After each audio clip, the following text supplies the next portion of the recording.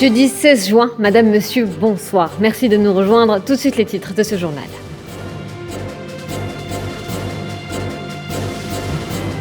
Tunisie, grève générale lancée par l'UGTT. Cette dernière avance un taux de suivi à plus de 96%. Les grévistes contestent l'inflation et la prise en otage de la fonction publique.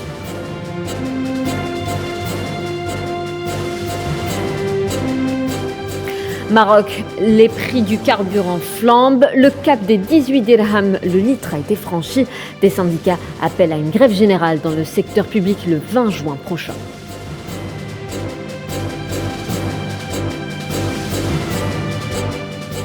Au Caire, les travaux de la commission constitutionnelle mixte sous l'égide de l'ONU se poursuivent. Les présents ambitionnent d'en sortir avec les bases de la nouvelle constitution libyenne.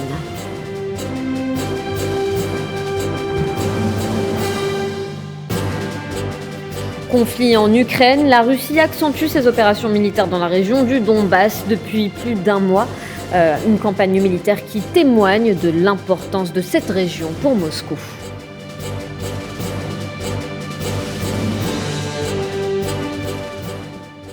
Nous le disions à l'instant, grève générale en Tunisie, une grève lancée par l'UGTT. 159 entreprises publiques ont suivi ce mot d'ordre.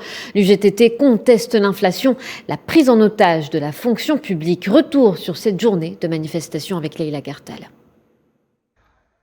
La Tunisie revient sur la scène médiatique alors qu'elle ne l'a pas vraiment quittée. Les institutions tunisiennes, au nombre de 159 à peu près, seraient en grogne. Une grève générale appelée par le principal syndicat, le seul, le plus présent et le plus influent, l'UGTT, l'Union Générale Tunisienne du Travail, a lancé donc le mot d'ordre. Il n'en fallait pas beaucoup pour que ce mot d'ordre trouve écho. Le secteur public s'insurge et dénonce l'inflation. L'UGTT veut faire céder le gouvernement sur les revendications salariales et sociales. Cette action, bien que légitime du secteur public, confronté de plein fouet à la crise économique, renforce hélas la pression sur le pouvoir du président tunisien Kais Saïed, déjà fragilisé par les critiques de ses détracteurs. Ceux-ci restent aux aguets du moindre faux pas. Certains partis d'opposition opposés farouchement aux décisions prises par Kais Saïed, et ceux en particulier écartés du dialogue national, ont trouvé dans cette grève une occasion rêvée pour déconstruire les thèses du président tunisien sur la nécessité des réformes. Toutefois, l'UGTT, consciente de l'enjeu de la récupération dont cette grève pourrait faire l'objet, a tenu à se démarquer, affirmant, je cite, que son action ne revêt aucun caractère politique. La contestation a gagné tous les secteurs, les services postaux, les transports, les vols au départ et à l'arrivée de l'aéroport international à Tunis, annulés, la compagnie Tunisair également et même les établissements de l'audiovisuel. Rappelons à toute fin utile que l'UGTT a apporté son soutien au président lorsque celui-ci a dissous le Parlement le 25 juillet 2021, mais éprouve aujourd'hui beaucoup de mal à cautionner toutes ces démarches de réformes douloureuses qui étouffent la fonction publique via le diktat du FMI. Et la grève d'aujourd'hui, lancée par l'UGTT, donc, aurait été suivie à plus de 96% selon le secrétaire général de l'UGTT, Noureddin Taboubi. Il accuse le gouvernement d'être responsable de cette situation de blocage. On écoute.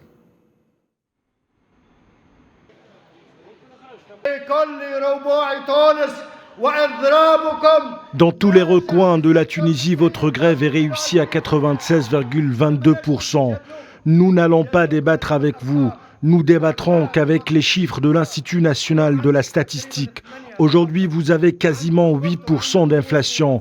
Vous avez dit que vous alliez avoir une croissance de 2,4%, alors que nous vous demandons 10%. Ce qui nous a amené à cette situation, c'est ce gouvernement. Si nous en sommes arrivés là, c'est que ce gouvernement est têtu et il répand de fausses nouvelles et des contre-vérités. Au Maroc, les prix du carburant flambent. Le cap de 18 dirhams le litre a été franchi. Une situation qui fait grincer des dents. Des syndicats appellent à une grève générale dans le secteur public le 20 juin prochain. Mohamed Wali Ben Chaben. Pays non producteur de pétrole et dépendant à 100% de ses importations, le Maroc paye cher l'envolée des cours de l'or noir à cause d'une politique hasardeuse du Marzen. Depuis juin, les prix de l'essence et du diesel sont de nouveau passés au-dessus de la barre symbolique de 1,50 €. Le diesel et l'essence, carburant le plus vendu au Royaume, ont augmenté respectivement de 1,6 et 1,5 € par litre en moyenne. Le Haut Commissariat marocain au plan précise que les prix des carburants ont grimpé de 13,2% en avril, après une augmentation de 8% en mars dernier. Les prix des carburants au Maroc se dirigent vers une hausse sans précédent. Ils devraient atteindre cette semaine, voire dépasser les 18 dirhams le litre, selon les données disponibles. Cette hausse s'inscrit dans un contexte d'augmentation inquiétante des prix de tous les produits, biens et services. La tension sociale est palpable. 3 centrales syndicales ont appelé à une grève générale dans le secteur public le 20 juin en cours pour protester contre la flambée des prix et célébrer l'anniversaire du soulèvement du 20 juin 1981, connu aussi sous le nom des émeutes du pain.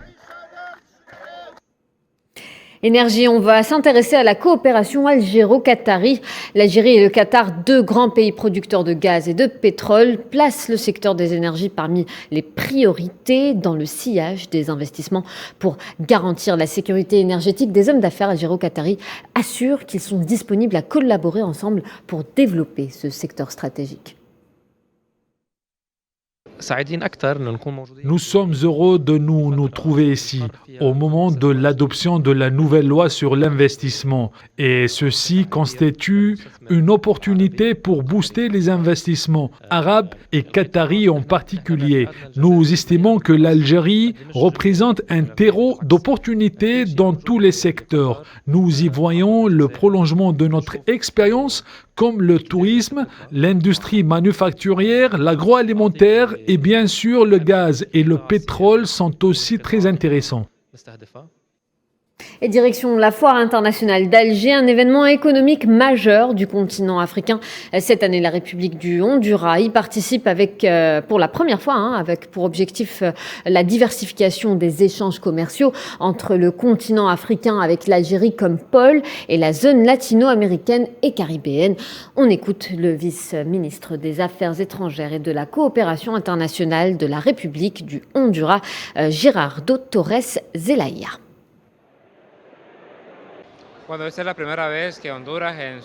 C'est la première fois que le Honduras participe à la Foire internationale d'Alger, qui est un grand événement économique, probablement le plus important du continent africain. Nous avons rencontré de hauts responsables algériens, dont le ministre des Affaires étrangères, au mois de février. Et nous avons exprimé pour cette occasion notre volonté de revenir à la construction du groupe des pays non alignés. L'avantage dont dispose l'Algérie est d'abord qu'elle jouit d'un gouvernement hautement populaire.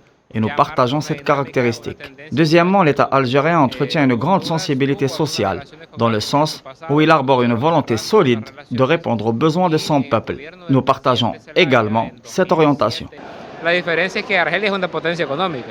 La différence entre nos deux pays est que l'Algérie est une puissance économique, ce qui n'est pas le cas du Honduras. Nous avons donc beaucoup de proximité au niveau politique, principalement sur les positions internationales. L'Algérie est un éminent défenseur du principe d'autodétermination des peuples, et nous le sommes aussi, comme Honduriens. Nous considérons l'Algérie comme puissance d'équilibre et comme un pôle d'attraction pour les pays qui recherchent à se développer économiquement. L'Algérie se déploie comme un partenaire fiable qui invoque un modèle alternatif dans les relations internationales. Un exemple éloquent est cette grande foire internationale. L'Algérie est capable, à cette occasion, d'avoir un pavillon américain, mais aussi un pavillon cubain. Et nous savons que peu de pays sont capables d'atteindre une telle harmonie et une ouverture d'esprit semblable à celle de l'Algérie.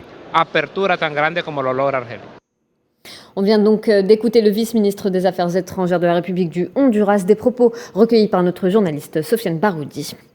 Et ce 16 juin marque la journée de l'enfant africain. Le militant des droits de l'homme et des peuples Mahrez Lamari déclare, je cite, « Nous commémorons cette journée avec une pensée chaleureuse et un élan solidaire avec les enfants du Sahara occidental qui vivent dans des conditions difficiles dues à l'occupation illégale de leur territoire par la monarchie coloniale marocaine en violation du droit international. » Fin de citation. Il appelle les dirigeants et gouvernements d'Afrique à réagir et prendre leurs responsabilités pour protéger les droits des enfants sahraouis bafoués par l'occupant marocain. Sur le plan international, la journée africaine de l'enfance est considérée comme une date historique de solidarité pour endiguer toute forme de violence que subissent les enfants des peuples opprimés et colonisés. On tient à saluer la bravoure des enfants sahraouis et palestiniens tout en espérant une victoire proche. Et dans le reste de l'actualité internationale, c'est sous de bonnes augures que semblent se dérouler les dernières étapes des travaux de la Commission constitutionnelle mixte au Caire, entamée le 12 juin dernier sous l'égide de l'ONU. Elle est présentée comme consultation de dernière chance. Les présents ambitionnent d'en sortir avec des bases de la nouvelle constitution libyenne. Tinehinen Makassi. C'est un vent d'espoir qui souffle sur la Libye. La reprise des travaux de la commission mixte au Caire semble se dérouler sous de bonnes augures. Ouvrant la voie d'un consensus éventuel entre les différentes parties libyennes, ce troisième cycle de consultation entamé dimanche dernier coïncide notamment avec les débuts des travaux du comité militaire mixte libyen 5+5. Stéphanie Williams, conseillère spéciale du secrétaire général des Nations Unies pour la Libye, invite le président du Haut Conseil d'État Khaled El-Meshri et le président de la Chambre des représentants Aguila Saleh à rejoindre les discussions au Caire pour une rencontre entre les deux hommes. L'objectif de ces consultations, qui réunissent des commissions mixtes composées respectivement de membres de la Chambre des représentants et du Haut Conseil d'État, est d'aboutir aux accords nécessaires en vue de finaliser la formulation de la base constitutionnelle qui permettra au peuple libyen d'exercer son droit souverain de choisir ses dirigeants et ses représentants dans les plus brefs délais. À noter que ces troisièmes consultations sont la dernière étape d'un processus entamé en avril dernier. Bien que les dites consultations au Caire semblent en bonne voie, en Libye par contre la situation est toujours aussi tendue, laissant parfois place à de violents affrontements. Le Mali a annoncé le retrait de ses troupes de l'organisation du G5 Sahel. Le pays comptait 1400 soldats sur les 5000 qui composent la force conjointe de l'organisation de lutte antiterroriste.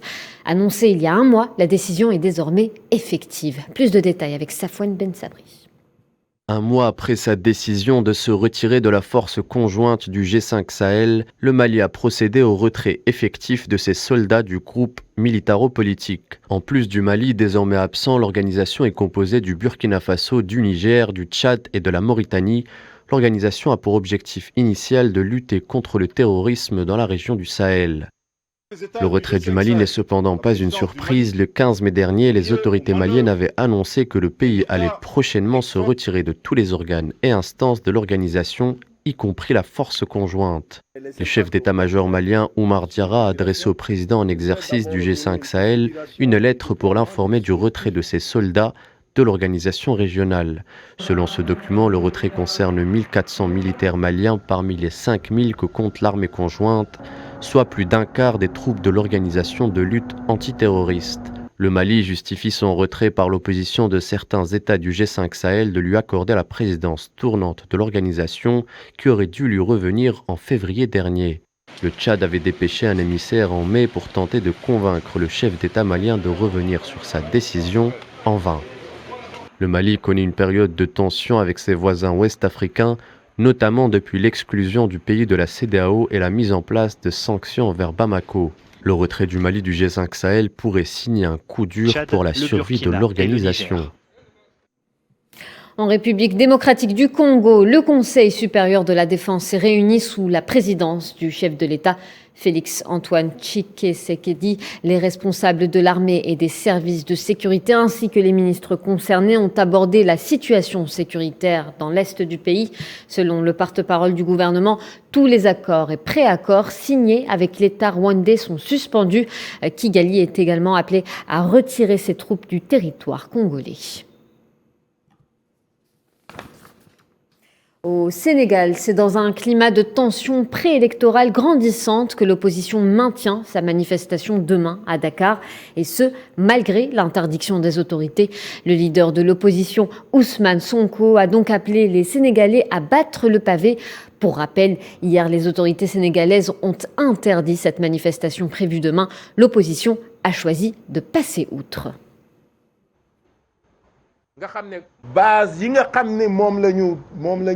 On maintient notre manifestation parce qu'il n'y a aucune base légale fondant la décision du préfet. Il parle de menaces de troubles à l'ordre public et de la violation du code électoral. Que tout le monde se donne rendez-vous à la place de l'obélisque. Nous allons tenir notre manifestation. C'est une bataille de principe qu'on est en train de mener. Pour la démocratie qui est le produit de luttes très acharnées, des décennies durant. Tout ce qu'on avait comme acquis, Macky Sall est prêt à piétiner, à marcher sur des cadavres pour avoir un troisième mandat. Au Burkina Faso, le bilan de l'attaque de Seitenga s'alourdit et passe à 86 morts. Cette attaque terroriste a été condamnée par la communauté internationale. Le secrétaire général de l'ONU la qualifie d'épouvantable. Le président de la transition burkinabé la qualifie d'inimaginable. Il s'agit de la deuxième attaque la plus meurtrière enregistrée au Burkina Faso.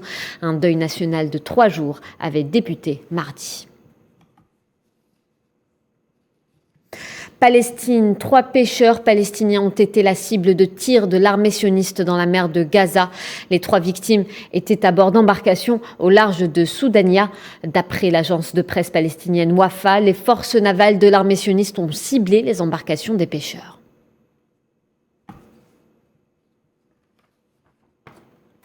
En Europe, en Ukraine, le chancelier allemand Olaf Scholz, le président français Emmanuel Macron, le premier ministre italien Mario Draghi et le président roumain Klaus Lokanis sont accueillis par le président ukrainien Volodymyr Zelensky à Kiev.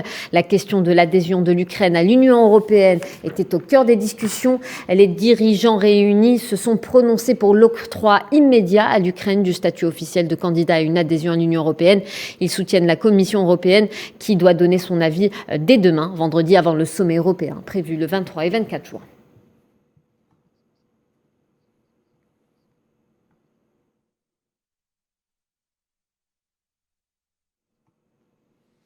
Autre rencontre à Madrid, elle concerne les ministres de la Défense de l'OTAN pour justement le sommet de l'OTAN prévu dans la capitale espagnole.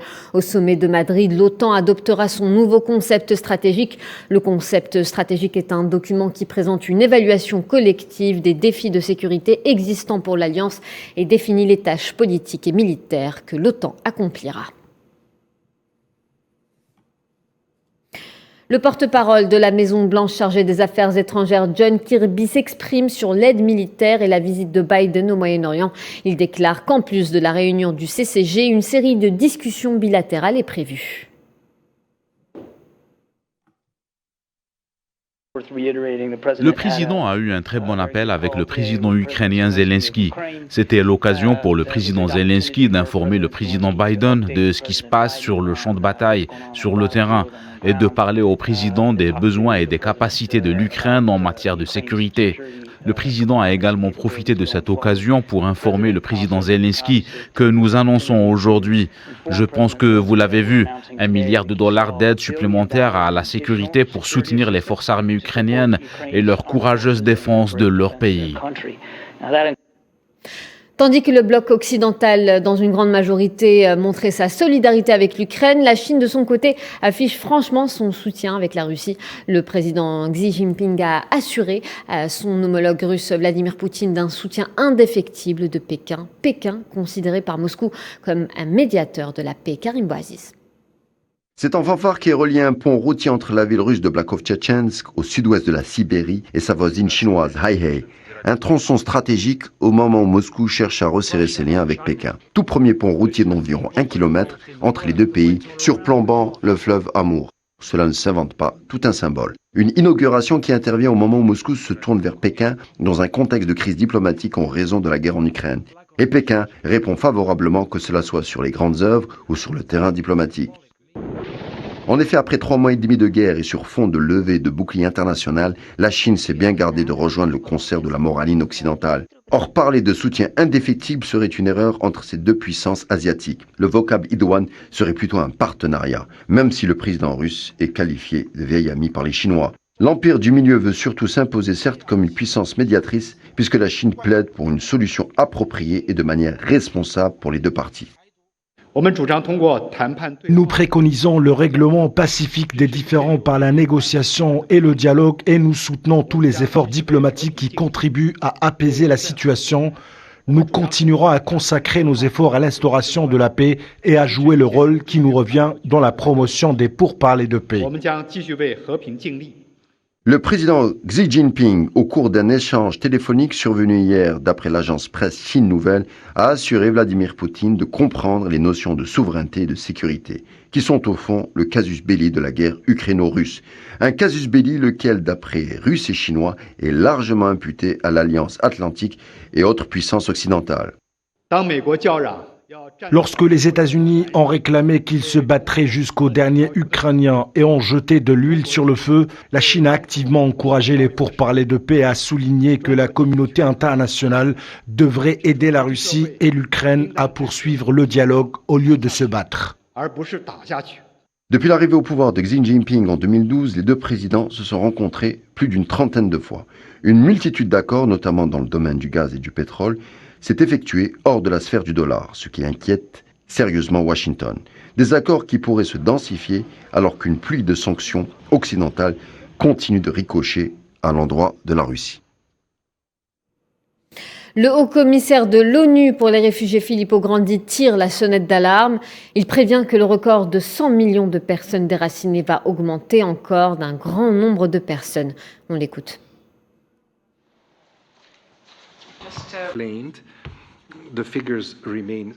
Les chiffres restent, je pense qu'il est utile de les répéter car ils sont stupéfiants. 89 millions est le chiffre du rapport relatif à 2021, mais même sans l'Ukraine, nous étions déjà sur un chiffre très élevé, malheureusement plus élevé que l'année précédente, et cette tendance se poursuit maintenant depuis plusieurs années. En tout cas, depuis que j'ai pris mes fonctions chaque année, le nombre de déplacements est plus élevé que l'année précédente. Nous avons eu toute une série de crises non résolues qui expliquent une grande partie des déplacements que nous continuons à signaler. Il y en a qui sont là depuis longtemps. La Syrie, par exemple, le Sud-Soudan ou encore la question des réfugiés palestiniens.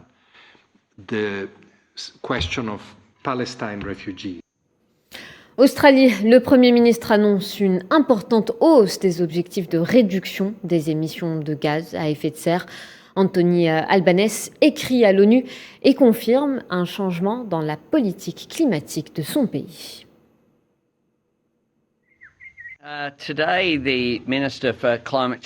Aujourd'hui, le ministre du Changement climatique et de l'énergie et moi-même avons écrit à la secrétaire exécutive de la Convention cadre des Nations Unies sur le changement climatique, Madame Patricia Espinosa, pour lui faire part de la contribution renforcée de l'Australie à l'horizon 2030, déterminée au niveau national dans le cadre de l'accord de Paris.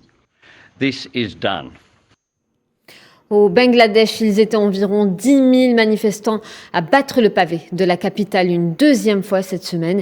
Ils dénoncent les propos tenus sur le prophète Mohammed par un responsable du parti au pouvoir en Inde. Ils se sont dirigés vers la plus grande mosquée de Dhaka et ont tenté de se diriger vers l'ambassade indienne avant d'être bloqués par la police.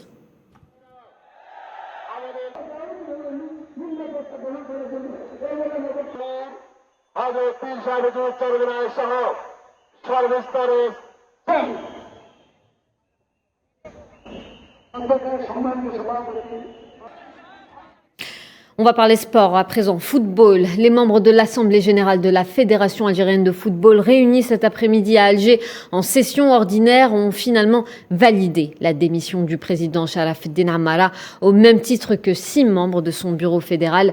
Pour rappel, le président sortant de la FAF avait annoncé sa démission le 31 mars dernier, 2 jours après l'élimination de l'équipe nationale en match barrage de la Coupe du Monde 2022 prévue au Qatar. Rappelons également qu'une commission de candidature de recours et de passation de consignes a été installée en vue de l'Assemblée générale élective fixée au jeudi 7 juillet prochain. On va parler culture avant de se quitter. Direction le Festival international du film d'animation d'Annecy. Plusieurs pays sont présents, dont l'Algérie, avec le film d'animation Khamsa. Amira Bedia. Le Festival international du film d'animation d'Annecy est un peu l'équivalent du Festival de Cannes du film d'animation.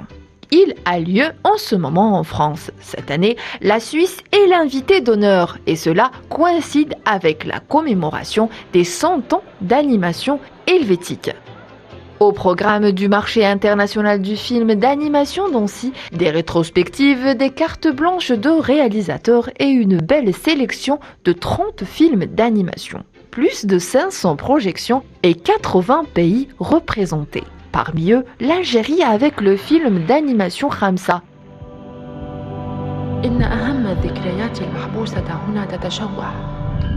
Dans la catégorie animation du monde, le film nous plonge dans les aventures d'un enfant amnésique déterminé à choisir son destin. Un projet porté par des graphistes et illustrateurs algériens. Khaled Chihab et Kamel Zekour invitent les spectateurs dans un univers singulier avec des références culturelles typiquement algériennes. Khamsa sera présenté aujourd'hui au marché international du film d'animation d'Annecy, devant des professionnels en quête de nouveautés. Croisons les doigts et souhaitons bonne chance au film algérien Khamsa.